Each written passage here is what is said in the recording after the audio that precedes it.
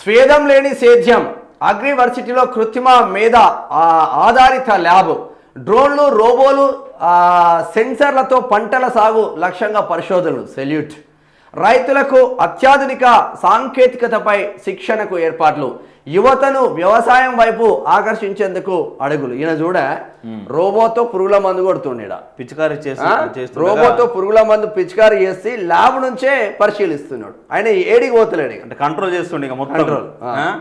ఇక రోబో పురుగుల మందు పిచికారీ చేస్తుండగా ల్యాబ్ నుంచి పరిశీలిస్తున్న నిపుణులు. ఇక నేల ఏ పంటకు అనుకూలంగా ఉంది, వాతావరణం ఎలా ఉంది, పంటలకు చీడపీడలు అయినా వ్యాపించాయా, నివారణకు ఎలాంటి పురుగుల మందులు వాడాలి, ఉత్పత్తుల అమ్మకానికి మార్కెట్ అనుకూలంగా ఉందా లేదా తదితర పనులన్నీ సెన్సార్లు అమర్చిన యంత్రాలే చక్కబెడితే ఎలా ఉంటుంది, కృత్రిమ మీద రోబోటిక్స్, ఇంటర్నెట్ ఆఫ్ థింగ్స్, ఇక సాంకేతిక పరిజ్ఞానంతో సేద్యానికి సంబంధించిన సంస్థ పనులన్నీ శారీరక శ్రమ లేకుండా వాటికవే జరిగిపోతే అన్నదాతలకు ఎంత హాయిగా ఉంటుంది. అలాంటివన్నీ సాకారం చేసే దిశగా అడుగుపడింది. తెలంగాణలో స్మార్ట్ సేద్యం లక్ష్యంగా హైదరాబాద్లోని ప్రొఫెసర్ జయశంకర్ వ్యవసాయ విశ్వవిద్యాలయం ఇక భారతీయ స్టేట్ బ్యాంక్ ఆర్థిక సహకారంతో దేశంలో తొలిసారిగా అధునాతన ఏఐ రోబోటిక్స్ ఇక ఐఓటీ ఆధారిత అరిసా ల్యాబ్ ప్రయోగశాలను ఏర్పాటు చేసింది. అగ్రివర్సిటీ అందుకు ప్రణాళిక రూపొందించి ఇక ఇవ్వగా వర్సిటీ పూర్వ విద్యార్థి state bank of India chairman Challa Srinivasulu Shetty corporate సామాజిక బాధ్యత కింద 15 కోట్ల ఆర్థిక సాయం అందజేశారు. 9 నెలల వ్యవధిలోనే ఈ ప్రాజెక్టుకు రూపకల్పన జరిగిందట. ఎక్కడ ఉంది అగ్రివర్సిటీలోని డిజిటల్ వ్యవసాయ కేంద్రంలో 4 ఎకరాల్లో ఈ ప్రాజెక్టును చేపట్టారు. 3000 చదరపు అడుగుల భవనం నిర్మించి ల్యాబ్ శిక్షణ కేంద్రాలు, మానిటరింగ్ వ్యవస్థ తదితరాల నిర్వహణకు వినియోగించారు. దాదాపు 3 ఎకరాల స్థలాన్ని పంట క్షేత్రాలు, ప్రయోగాల నిర్వహణకు చాలా మంది రైతులకు ఇది ఉపయోగపడే వార్త. మిత్రులారా, ఒక్కసారి వార్త చూద్దాం. ఇందులో 12లో ఉందా? 12లో చూద్దాం ఒక్కసారి. ఎందుకంటే చాలా మందికి మనం బుక్కడు తినాలి, మనం తిని ఏడపోయింది 12లో డైరెక్ట్ ఇది వస్తాను, డైరెక్ట్ అడిగి తీసుకెళ్తుంది. ఇలా ఇది 3 ఫస్ట్ పేజ్ 3 అయితే ఇది ఫస్ట్ పేజ్ 3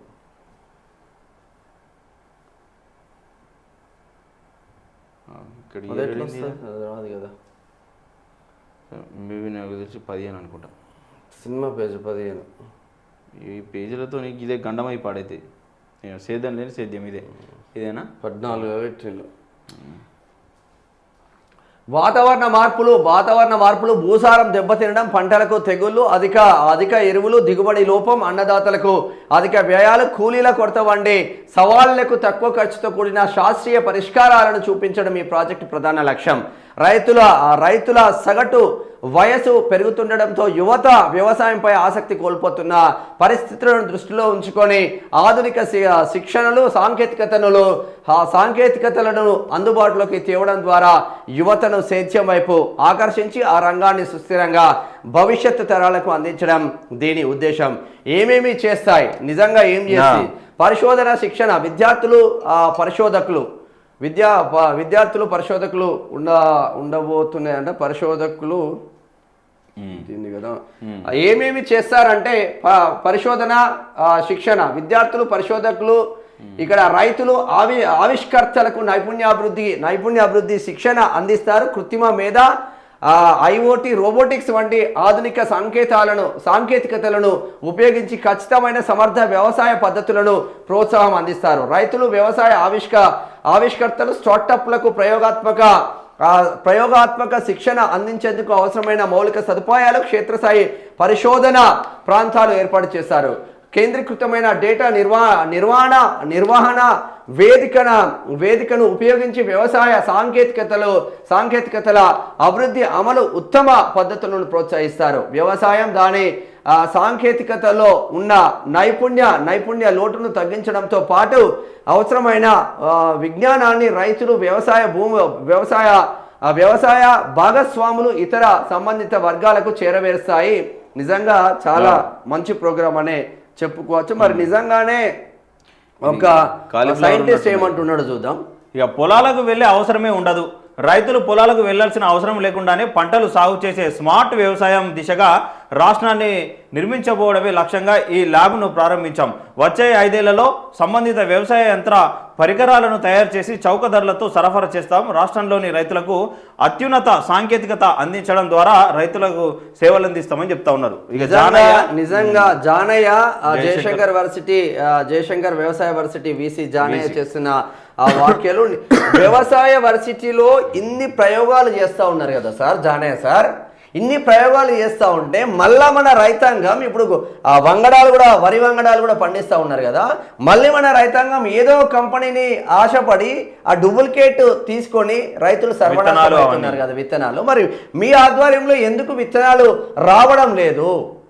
వ్యవసాయంలో అనేక రకాలుగా పరిశోధనలు జరిగినా కూడా రైతులకు ఎందుకు ప్రయోజనం జరగడం లేదు? ఈ వార్తలు కేవలం పేపర్ల వరకే ఉంటుందా? పేపర్ల వరకు ఉండి స్టేటస్ పెట్టుకోవడం వరకేనా? నిజంగా రైతులకు ఎక్కడ మేలు జరుగుతుంది? సబ్సిడీల మీద కనీసం సబ్సిడీల మీద ట్రాక్టర్లు కూడా గతి లేని పరిస్థితుల్లోకి రైతులు ఎందుకు వెళ్ళాలి? మళ్ళీ మండలాల్లో ఉండే వ్యవసాయ అధికారులు వాటిని తనిఖీ చేయరు. ఫర్టిలైజర్ షాపులు ఎక్కువ రోబోటిక్ వ్యవసాయం వస్తుంది కదా, కనీసం యూరియా దొరుకుతలేదు కదా. మరి దాని గురించి ఏంది కథ? రోబోటిక్స్ విభాగం వ్యవసాయానికి అనువైన డ్రోన్లు, రోబోలు తదితర యంత్రాల రూపకల్పన చేస్తుంది.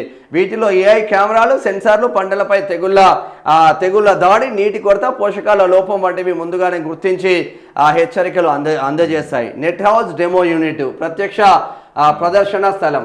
ఇప్పుడు మీరు 500 ఎకరాలు 300 ఎకరాలు 100 ఎకరాలు పెట్టి సాగు చేస్తూ ఉంటారు మీరు ప్రయోగాల కోసం.